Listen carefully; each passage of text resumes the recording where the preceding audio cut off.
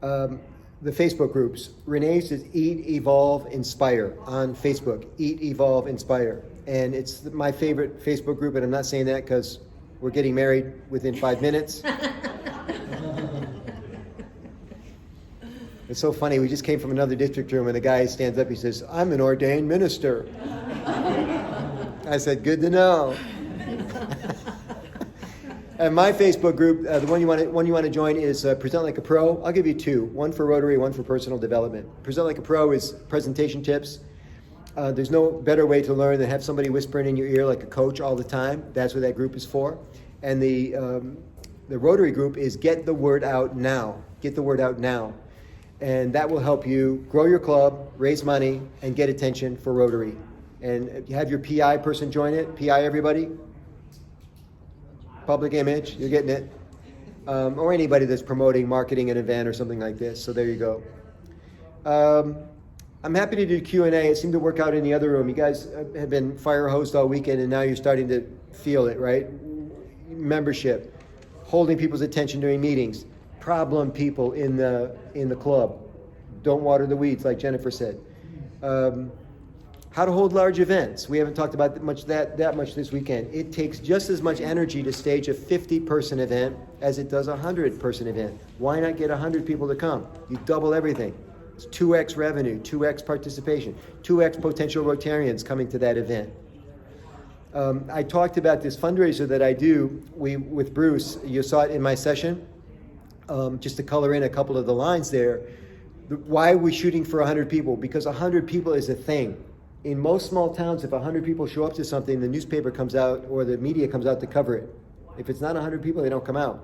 That's one of the biggest challenges with Rotary. Because you're embedded in the community and you're there all the time, people start overlooking you because you're there all the time. So you really have to step outside your normal thing to get attention. And 100 people will do it. And then we charge them $50 to come to this thing, which you might think, well, we've never charged $50 for anything. And I promise you this, you cannot shrink your club to success. All these clubs talking about, we've got to stop serving food. We've got to lower our dues. We've got to meet less often. I don't buy any of it. You cannot shrink your way to success. And it's no disrespect, it's the lazy presidents, it's the lazy clubs that say, if we just met once a month, that would be good enough. You know, I don't know about you, but I don't want to be in an organization that's good enough. I want to be in an I want the challenge of bringing it every week. That's what I want. But that's the entertainer in me. My dad was Italian, trumpet player, very fun person. Every morning, good morning, big smile on his face. And my mom was German. I love my mom too, but in a different way. Questions? Yes, sir. Oh, sorry, ma'am. I was reflexive there. Yeah, that's my name again. Could you explain that event again? I really didn't understand what you were saying. Yeah, sure. And here's the best way, because it is a bit of information. Go to YouTube and type my full name and then type fundraiser. Okay. And then I have these videos where clubs come on to check me out, and I record. You know my method, right? Record on Zoom. And then they ask me all these questions about how to do this fundraiser. In a nutshell, it's a $10,000 net, not gross. You understand the difference between gross and net, right? Net is the money you keep. And the reason you get to keep the money is because you know a speaker that doesn't charge Rotary, moi, and you get a venue for free, and those are your two biggest expenses. And then I tell you exactly how to sell it. For example, do not tell them it's a Rotary event or that it's sponsored or hosted by Rotary. Nobody cares about that stuff. They're coming to learn how to be a better leader. Tell them what they're going to learn from the programming. I'm not saying Rotary shouldn't be in the PDF. It just shouldn't be at the top. Put it at the bottom, sponsored by Rotary, you see? Because we put Rotary in 72-point type, and then they go, well, I'm not a Rotarian. I'm not coming. We do this all the time. And so what we do want to, and my name is not important. In your, what town? Jasper, Alabama. Nobody knows me in that town, so my name's not important. Tell them, I'm going to send you the 6 bullet points that get people to sign up. They can't wait to give you their credit card for $50 admission. And you're going to tell them it's normally $100. That's called the relative price. It's a psychology trick in selling, because they're saying, well, this guy's normally $100, but because he's a Rotarian, he's going to do it for 50, which is true. You see? So we're using all of these tricks that where nobody gets hurt, and that's how you get them to the event. And I have all the paperwork and how you do it. It's paint by numbers if you follow the instructions. A secret I don't think Bruce McNeil would mind me telling you is that Bruce didn't know crap about Facebook when we started this campaign. And he learned about it during the campaign. And another thing that happened, he thought he had a committee. Turns out not so much. Everybody deserted him. He did this event almost by himself, which I don't recommend. But he still netted 10K, and we still did a victory lap. And Bruce and I are like this now. He's a great human being, and he knows what it takes now to put on an event like this in his city. So there's more information available, but that's the nutshell. Does that answer your question? Yeah. Okay. Yeah. Thank you very much. I was just teasing you about your name badge. Other questions, ideas, thoughts? Now's the time, man. Absolutely don't do. Sorry? Don't do. Absolutely don't do? Don't do. I mentioned it in my talk, don't try to make everybody happy. I think that's a waste of time. Don't stop taking care of yourself. Renee's going to talk about that in a minute. Because when you stop taking care of yourself, all systems fail. You're tired, you're irritable. She's going to talk to you about how to stay sharp. And the stuff that keeps you sharp are the basic stuff that's the first thing you let go when you're busy. You stop eating, you stop sleeping. She'll get into that. Those are two examples. What's another one? Don't stop. Things to stop doing. Stop or don't stop? Things not to do. Not to do. Things not to do. Like people say, oh, we always did it this way. Oh, so here's one. Super time consuming to do a newsletter. Do not do a newsletter if nobody's reading it. You want to do the right thing, and we always done a newsletter, and so I'm going to put 3 hours a month into a newsletter, and my open rate, which you don't even know how to find out, your open rate's only like 2% or 4%, Now, if they're reading the newsletter, then you put the time into it.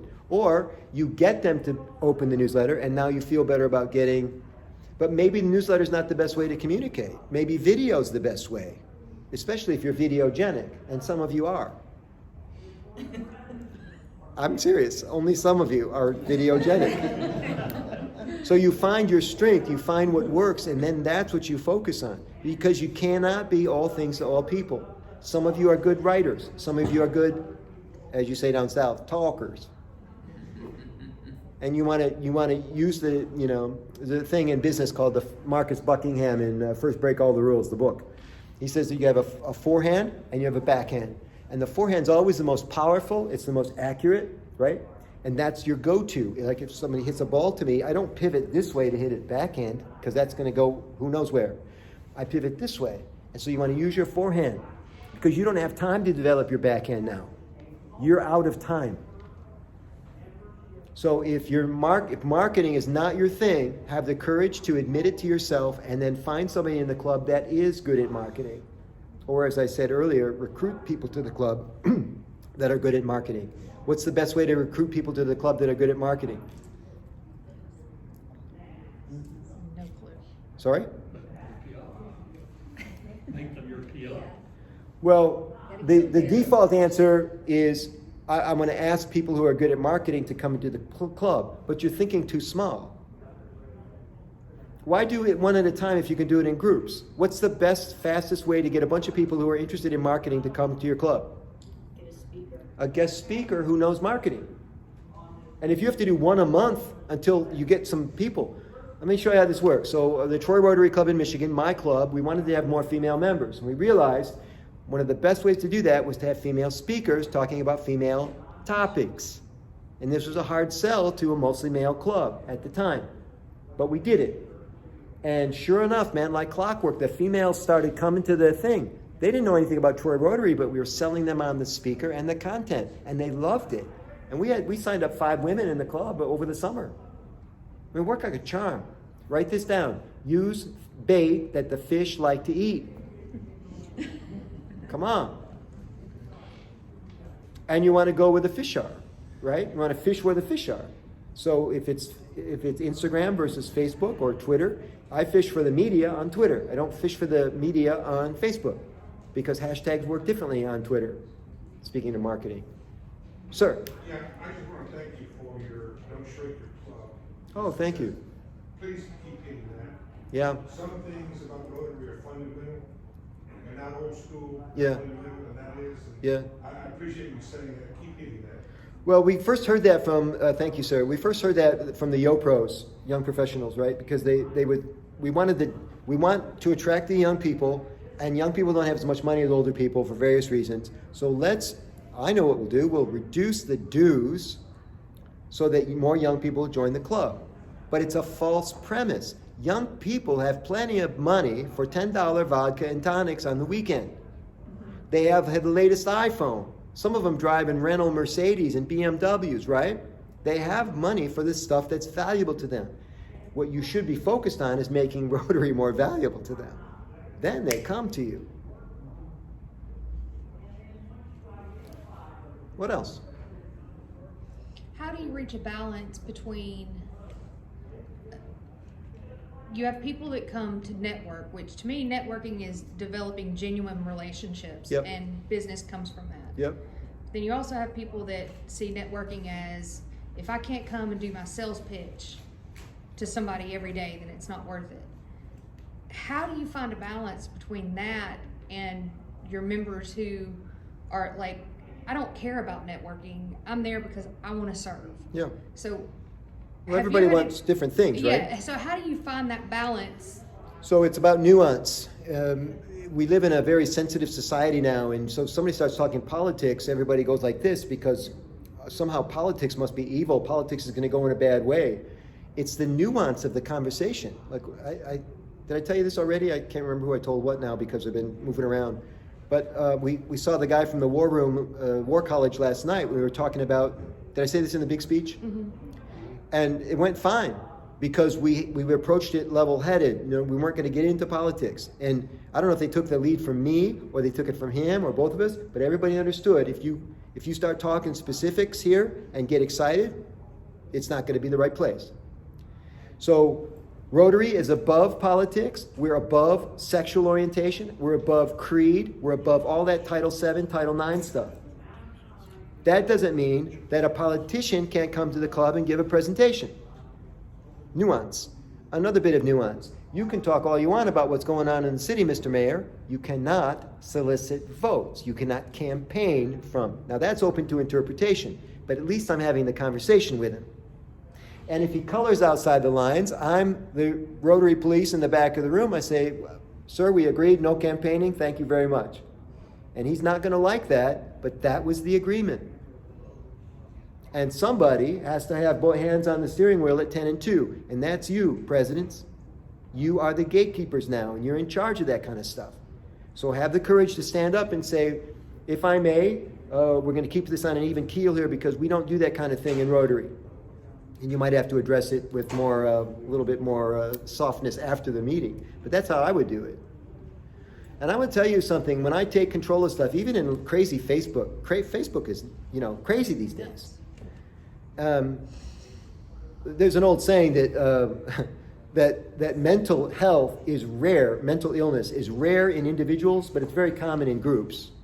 You see that on Facebook, somebody mentions a certain person and all of a sudden, the place is on fire. And they try it in my group for a while on my page, and I say, we don't do this on my page. And I even ask them to remove their post. And they do. I could delete it myself, but I'm teaching them that my standard is a bit higher. And if they have a problem with that, then I delete them, then I remove them as a friend. Because it's my Facebook thread. It's your Rotary Club. Does it sound too bossy, too pushy? Because you can't have people setting fire to stuff all the time, man. You're going to lose control. So nuance, back to nuance. I'll take a couple more questions. Yes? Well, I'll just say I have a suggestion on that. Our club does vocational service talks, but they'd have to be, nobody gets up in front of the club and says, buy my HVAC systems. But if their business is celebrating their 20th anniversary of being in business and they have a story about how they grew it from one person to 20 people and now they're servicing a big area, That's a story, and I'll guarantee you, in our club, those are some of the most popular presentations, but they're not sales presentations. That's right. They're stories. That's They're right. personal stories from somebody in the club who has a great story to tell about how they devoted their life to. And people are smart. It's an excellent point. People are smart. They figure out what's going on. They realize that they can write a check, or there's something, they figure out the nonprofit that just gave the presentation is probably going to be interested in Rotary money, but the person in the front of the room doesn't have to say, we're looking for $10,000. And that's the part you want to have a little bit of control over before you give them the microphone. It's just the integrity of the room is what we're talking about here. Yes, we got to get the redhead up. Let's do it. When she becomes your wife, you become secondary. There it is again. Rene Caruso. Hi, everybody. Congratulations on what's going to be one of the most amazing years of your life. I know that you've had a lot of input this weekend, and I hope that when you have some time to digest on your drive home and tomorrow and the coming weeks, that you really start to just parse it and really look at how you want this year to be, not just for your club, but for you, what you want to get out of it, how you're going to develop. And with that, I want to ask you to commit to one very, very important thing, and that is your own personal health and well-being. Because if you are not taking care of yourself this year, if you are not looking after your sleep and your eating and your movement, you are going to start to fall apart. You're going to have a lot of stresses that come into play that you didn't even know were going to be there. You're going to have a lot of meetings. You're going to be meeting with community leaders and fundraising. You're going to have to pick up the slack when some of the members who said they were going to do something don't, because it's your responsibility, right? It's going to happen. There are things that are going to come up. But if you're not taking care of your base and your hair's on fire all the time, you're tired all the time, you're not feeling well, you're also going to set an example that this position is wearing you down. And the future leaders of your club are going to see that. They're going to say, wow, this is really hard. This is not good for me, because look at how far this president has diminished personally because they're not taking care of themselves. And it's honestly not that hard. You got to sleep more, you got to eat foods that nourish your body, and you got to move a little bit more. So I say it's easy, but what it requires, just like you becoming a better president, a better speaker, a better leader in your club, is consistent, deliberate, small actions, right? Consistent, deliberate, small actions. So let's dive into sleep really quick. The average person needs 7.2 to 8 hours of sleep a night. This is essential because this is how your body resets. We are not beings that have evolved to a place where we don't need sleep yet. We can't bank sleep. You can't just catch up on the weekend and think it's going to erase all the damage you did all week, because it doesn't work that way. It's not like fat. We can't store it. So you need to make a plan, make it important. If you got an early meeting the next day and you got a late meeting on Zoom or something the night before, plot it out go week to week on your calendar. I've got all these meetings. How am I going to find time for myself, for my well-being? If I got to be up at 4:30 in the morning because I'm going to drive to a club that's farther out, or I'm going to go to this other meeting, I need to be in bed by what time to take care of myself so that I'm sharp for the meeting, so that everything else is working. There's so many bodily processes. Every single organ in your body is affected by sleep or lack of sleep. Does that make sense? I know it seems like, oh, I can get by. I guarantee you the damage you're causing is long-term. And there's plenty of scientific evidence to back that up. You need to take care of yourself. Food. Stop eating crap. Stop eating crap. Stop buying crap. Stop giving crap out. And I mean, what I mean by crap is food that has no nutritional value. Real food, protein, high quality fats, fruits and vegetables, right? That's real food. Real food is found on the perimeter of the grocery store predominantly, and that means it's stuff that expires. I know there's oils and some spicing and things down the aisles, but stuff that is long-term, shelf-stable in general, some canned goods are fine, is not nutritious food. It has an expiration date, and your body needs nutritious food. I don't like to demonize any one type of food or any way of eating. We are dynamic beings, and our bodies are constantly in flux, but there's still a baseline, just like with sleep, right? You may be able to get away with a couple nights at 8 hours and then 7.2 and have a pretty strong base. I know a lot of people were up pretty late last night. It's going to catch up, and maybe it takes you a little bit longer to recover than others. Food is another thing. Depending on how you want to feel, your energy level, your vivacity, you work the problem backwards. It's like being the president of the club. I want to be this type of a leader. In order to do this, I need to do these things, right? You work the problem backwards. So I'm just going to give you an example, and again, not demonizing food or choices that people are making. Just want to help you maybe make some other choices that support how you want to feel. Breakfast: pastry, potatoes, biscuits, juice. I'm not saying any one of those foods are bad. In combination, you're gonna go up and you're gonna drop like a heroin junkie, right? It's all sugar. There was very little eggs, very little protein with our breakfast this morning. So maybe instead of having all of those things, you cut back on, if I'm gonna have the biscuit, I'm not gonna have the pastry, right? Does that make sense? Because now we're not overloading. So I'm not saying don't have some things that you want, but understand how to start to balance those out based on how you want to feel. And I'm just going to say one thing about juice. You may as well be drinking soda because it's crap. And unless you're getting fresh squeezed juice yourself, and honestly, you don't need more than about 4 ounces because of what it does to your blood sugar in your body and how it impacts your energy. Fruit juice is not your friend. So make choices at every single meal that support how you want to feel.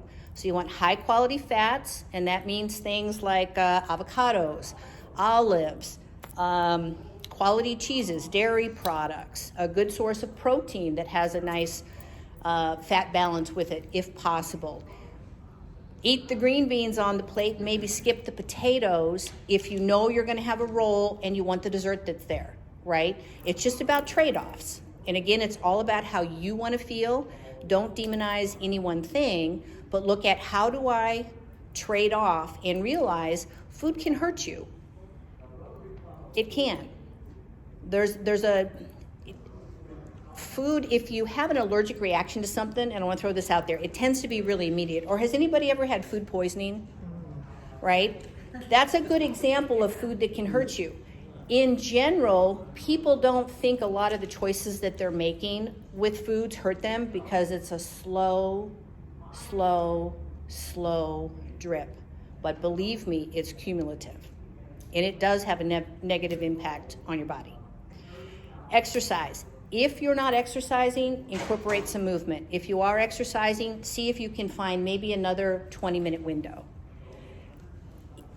If you were to set your alarm, let's say 20 minutes earlier in the morning, and what you're going to do in that 20-minute period is you're going to take time for yourself, right? You're not going to answer your phone. You're not going to look at your emails. You're not going to check Facebook.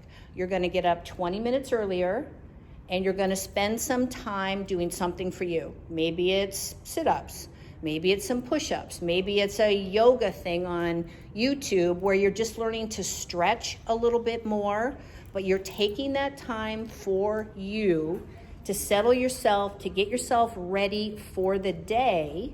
Maybe you're listening to a podcast while you're doing that, right? But something that fills you up so that you're taking care of your base so that you can go and do the other things for people. Does that make sense? Mm-hmm. So I know that we're running out of time. I'm so excited for all of you and what's coming ahead. Take a look at my Facebook group, Eat, Evolve, Inspire. I also have a website, eatevolveinspire.com. There's a huge handout ebook that gives you tons of resources, food, nutrition, exercise, sleep hacks, all sorts of things like that, including a shopping list. that includes the Dirty Dozen, which is the 12 most heavily pesticided foods, and the Clean 15s, and how to, again, make things swap out so that they support you in your journey. And we're going to be here for the rest of the day, so if you guys have any questions, just reach out to us in the hallway and enjoy your time. Thank you.